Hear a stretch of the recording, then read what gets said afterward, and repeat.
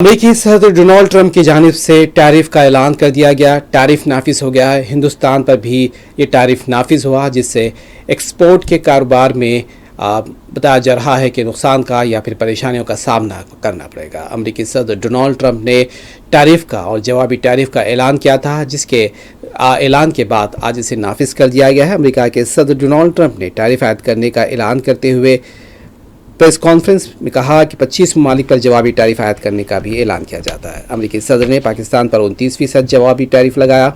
अमेरिकी सदर ने कहा कि पाकिस्तान हमसे 58% टैरिफ चार्ज करता है, पाकिस्तान पर 29% टैरिफ आयद करेंगे।